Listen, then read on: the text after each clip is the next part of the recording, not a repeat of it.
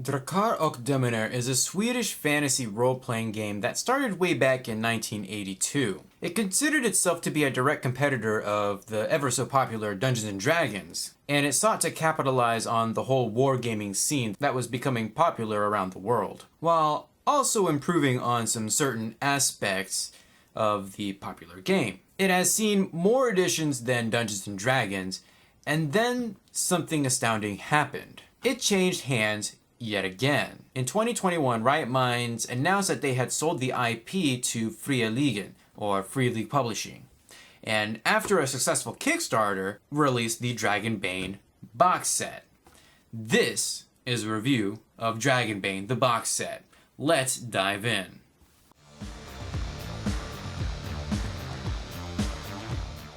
So here we have the Dragonbane box set. So let's go ahead and take a look at the back. In the oldest times, the world was ruled by dragons and demons. They were the primordial forces through which the world and its primeval matter was formed. They were opposing principles that made the world complete. Law and order versus chaos and madness. Dragons versus demons. Dragonbane is a classic fantasy tabletop role-playing game full of magic, mystery, and adventure. It is designed from the ground up to facilitate fast and furious play with very little prep time and adventures that are a breeze to run. Dragonbane is a game with room for laughs at the table while still offering brutal challenges for the adventurers. Alright, that pretty much about sums it up. So let's take a look at the different components that come with the box set. There is a getting started guide, which kind of reiterates what was on the back of the box, although it does tell you where to go if you're the GM or the players, so not very useful. The box also came with the Free League catalog, so if you're interested in more Free League games, you can take a look at the catalog. I tossed mine out because that's what the internet's for. There is a map with two sides for quick skirmishes. There's like a grassland side, and then there's like a stone dungeon-y type map. So useful if you have some small maps that you are doing some quick skirmishes on, but not necessary. There are 5 pre-made characters. We have Baston Bloodjaw, he's the Wolfkin. Chrisana the Bold, who's a halfling. Rogue or thief, it looks like. Makander of Half Bay, who looks to be a knight or possibly a fighter. We have Orla Moonsilver, who is a hunter. And then we have Archmaster Audhen, who is a mage.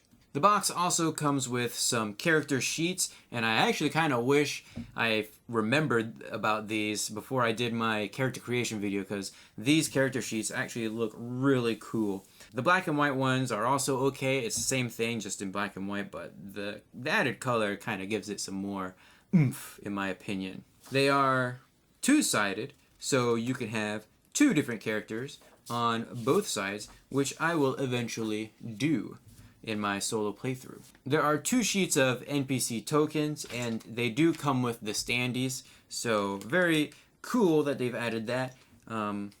Maybe hopefully down the line they'll have miniatures, but then again, I don't think Free League has any miniatures for any of their RPG games. Then there's the map of the Misty Vale.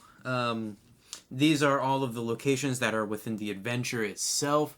It is got a second side, which is actually a list of all the backers who helped back this game on the Kickstarter. My name is somewhere in there, in that sea of letters.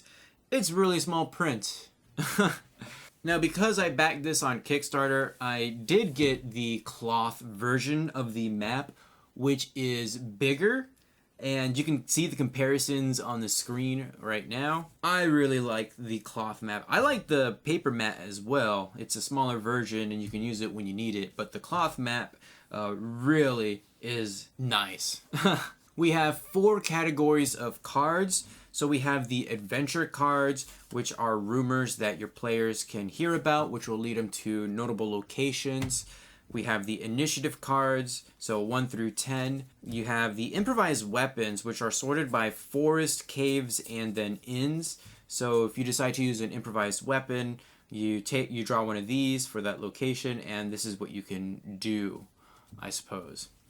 And then there are the treasure cards. You'll end up drawing these cards whenever you search for things or loot a body or anything like that. That'll give you some items. There's lots of gold coins and other different items to get. There is one rat somewhere in here that will straight up just bite you and do damage. So there is some risk of searching everything for items. So be aware of that. Then there's the rule book itself. This is a soft cover book or version of the rule book. There is a hardcover version coming early in 2024. So if you're only wanting the core rules, then you can wait around for that. There's also the adventure book, which will have the campaign the default campaign that you can run in the Misty Vale. There isn't a whole lot of lore information. There is some, but not a whole lot. It's more about the locations and the dungeons that you'll be exploring for this campaign. So we'll get into that a little bit later as well. And finally, we have the Alone in Deepfall Breach. This is a solo adventure. So if you're wanting to try the game out, or if you just want to play solo, there are some rules and some oracle tables here to help you get started. And we'll take a look at this in depth here in a little bit. I did get the Dragonbane GM screen. This thing is about 3 boards long. It's got some information on there, like we have your typical NPCs, which is tucked away in the back of the core rulebook. Considering that the rulebook is what I would deem shorter than most, has pretty much everything that you would need to actually run the game. If you're running this solo, then you're definitely going to want the GM screen. Not necessary, like GM screens aren't really necessary overall, but this one will help in the long run.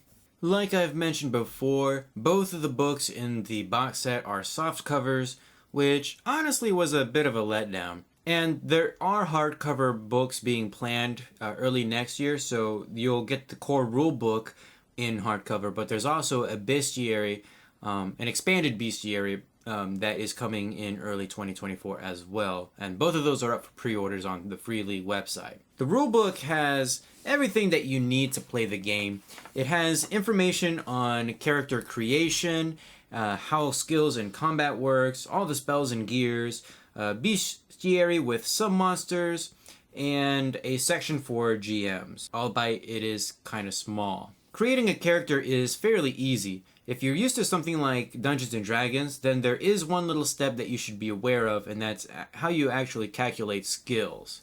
So there are a number of steps for creating a character. So you're going to choose a role for the kin. You're going to note the kin's innate ability. Choose a role for a profession. That's kind of like your class. Choose a role your age, which actually has mechanics tied to it, which is really cool.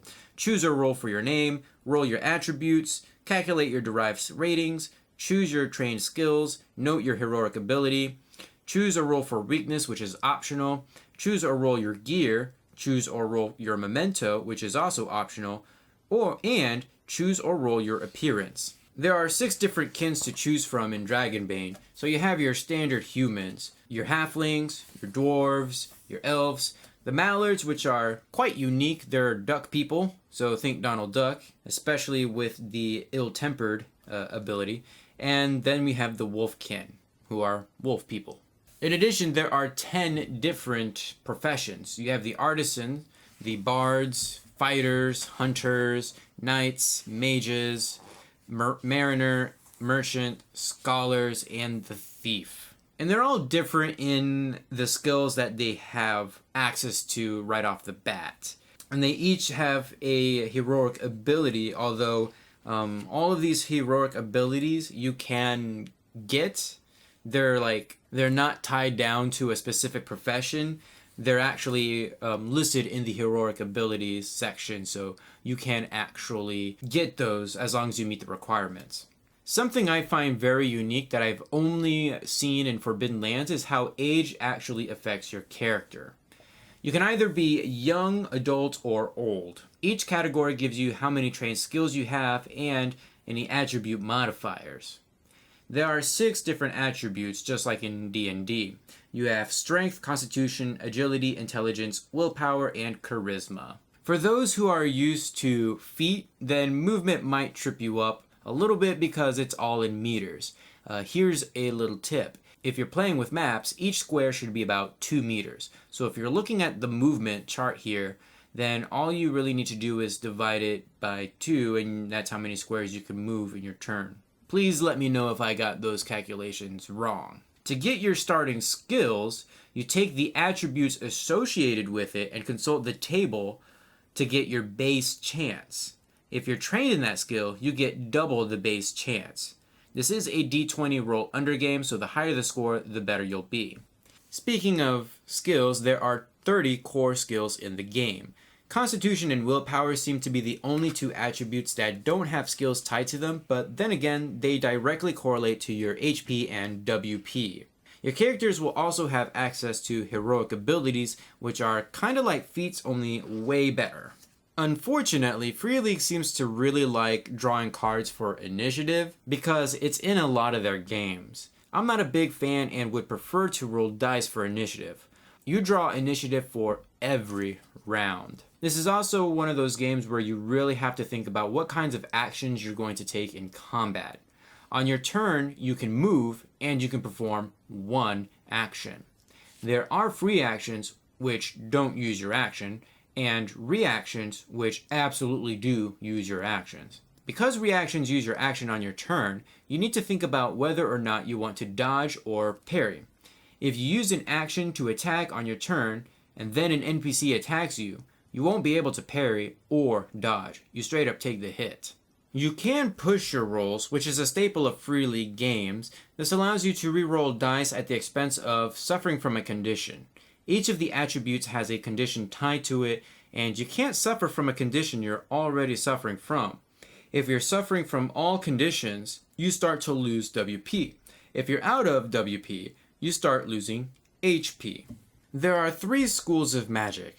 We have animism, which I think is nature magic, elementalism, which uses the 4 elements, and then mentalism, which is sort of like psychic powers, but also able to change your body in some way, like think stone armor type of a deal. Then you also have general magic, which is not tied to any school. Anybody can use them, or any mage can use them rather. Rolling a crit failure or a demon can mean that you roll on the magical mishap table. And boy, am I glad this is here. Like, I love these sorts of things. The bestiary is very bare bones. I guess they've been planning to sell that bestiary book supplement way in advance. There are 2 categories that you'll find here: monsters and NPCs. Monsters have their own attack table. If you've played Alien RPG, also from Free League, then you'll be familiar with this concept. Whenever the monster attacks, you roll a d6 and then you consult the chart. By the way, most monsters cannot be parried, but they can be evaded. NPCs are generic enemies, such as goblins and orcs. They don't have a table to roll on for attack, so you'll have to treat them like another character that wants to harm your PC. The last chapter is about creating adventures and traveling. There are tables here for typical NPCs and creating NPCs as well. If you have the GM screen, then a lot of this information is going to be on that. I do like that when you travel to a dungeon and then you decide to leave the dungeon, you have to roll on a table to actually see what happens while you're gone. Maybe there are reinforcements, or you get ambushed at your campsite. There's all sorts of things that can go on when you leave the dungeon, and I'm all for that. I really like the rules that are presented in here. I like how every class is not inherently tied to magic, or that they're built to be like a fantasy superhero. This is a pretty gritty game where combat should be a last resort, and if you're going to get into it, you better have a plan. On the surface, this game seems to lend itself very well to solo play, with how monsters can roll on their own tables to initiate their own attacks. So let's take a look at the solo adventure that comes with the box set, Alone in Deepfall Breach. Alone in Deepfall Breach is a solo adventure. You get access to 2 additional heroic abilities so long as you are truly playing by yourself. So we have the Army of One ability, which doesn't have any requirements and it doesn't cost any WP. When fighting alone, you draw 2 initiative cards and keep both. You have 2 turns each round. Then we have the Sole Survivor ability, which doesn't have any requirements, but it costs 3 WP to use. When adventuring alone, you may push a roll without suffering a condition. So both of those are very powerful. It just really depends on, do you have the WP to spare to use it or not? There are some inspiration tables and some oracle tables within, so it's not very expansive by any means. This is supposed to be a shorter adventure to go through, so there isn't a whole lot of depth to the oracles, but they're there if you need them. I do like there's an NPC attack table, so if you're going up against like a melee attacker or a range attacker, maybe a sneak attacker or a magic attacker, you can roll a d6 to quickly come up with some sort of an attack. Very handy for magic attackers, so you don't actually have to consult any of the spells. They're actually right here. The adventure starts off with the PC finding their way to the chapel at the edge of Deepfall Breach. There isn't any information given on what Deepfall Breach is or why it's there in the first place. It's just simply there. A wolfkin by the name of Ingolfur Stonegaze watches over the chapel, and he will be giving you your missions throughout this adventure. You see, this solo adventure is a point crawl. You're told what the mission is and the path that will take you to the mission goal. You'll have encounters at waypoints, and there's a few tables to roll on for exploration. It's fairly simple and linear, but that's to be expected because the end goal is to find this weapon called the World Breaker, which is actually pretty sweet in of itself. It deals 2d8 damage or 3d10 damage against demons. The bearer can also make a willpower roll to nullify any demon attacks made against them, which is quite a handy item to have. This will actually be the first part of the solo adventure that I am going to run through on this channel, so check back later to see those videos. And last we have the adventure book. There are going to be some spoilers, so if you plan on playing this game as a player, then you might want to stop watching now. The adventure book has information on the default setting for Dragonbane and its overall campaign. It takes place in the Misty Vale. You see, a long time ago, there was a demon, Sathmog, and he had a prophet who was a village priest, Azrael Koth. What followed was a time of darkness until a brave hero named Elidane fought against the forces of evil on Dragonback. He defeated the demon and captured his immortal prophet. Afterwards, he formed his own empire that worshipped dragons. Fast forward, and Elidane's empire is but an ancient whisper. Rumor has it that his sword is buried somewhere in the Misty Vale, and that Sathmog seeks to escape his imprisonment by awakening Azrael Koth to do his bidding. The players are given 11 different locations to explore. In order to get Elidane's sword and defeat the evil demon, they will need to find pieces of a small statuette that will unlock Elidane's tomb. These pieces can be hidden in most of the locations available to explore. The GM can choose or roll the location of those pieces. There is an opening scene, so the players are actually traveling to the Misty Vale through the Drakmar Pass, and they stumble across a body of one of the cult agents who's looking for the statuette pieces, and he kind of gives them a little bit of some information. The players continue, and then they go to Outskirt. Outskirt serves as the main hub for the PCs and is also where the tomb is secretly hidden. There are a number of NPCs to interact here as well, but they all seem to be, against the PCs in some way.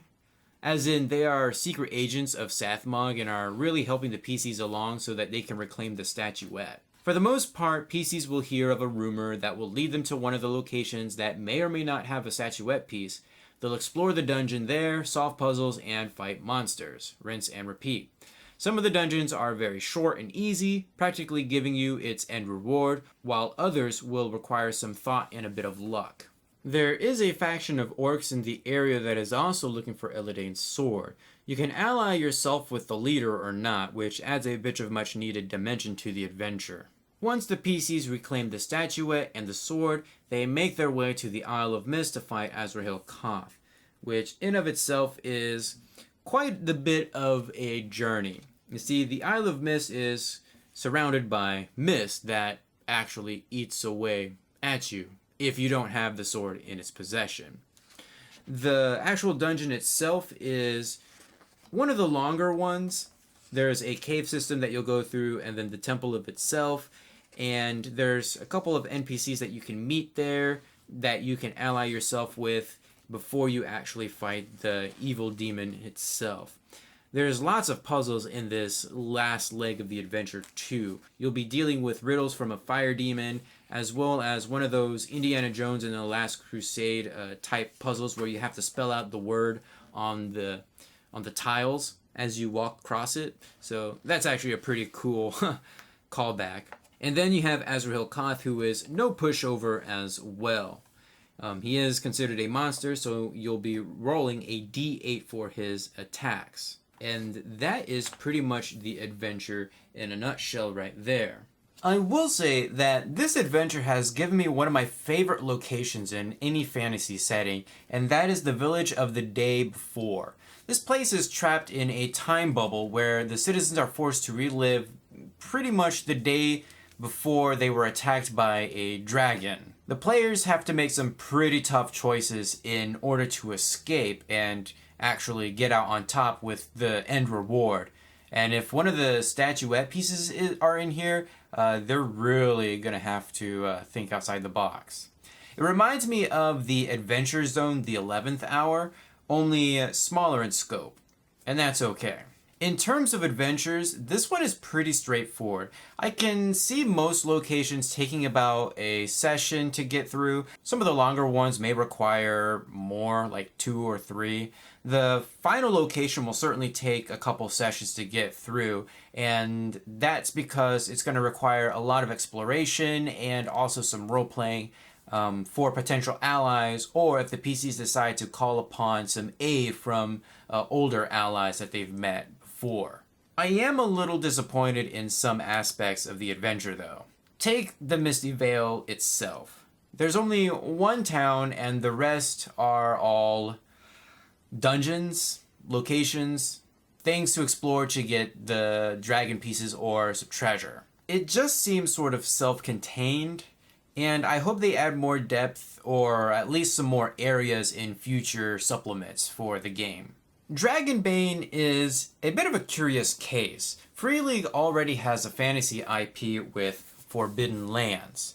There are certainly some similarities between the two, but their core dice mechanics are different. Dragonbane is more of a point crawl. You're given a location to explore, you go there, there might be an encounter along the way, and you explore the dungeon that's there. Forbidden Lands is more of a hex crawl game.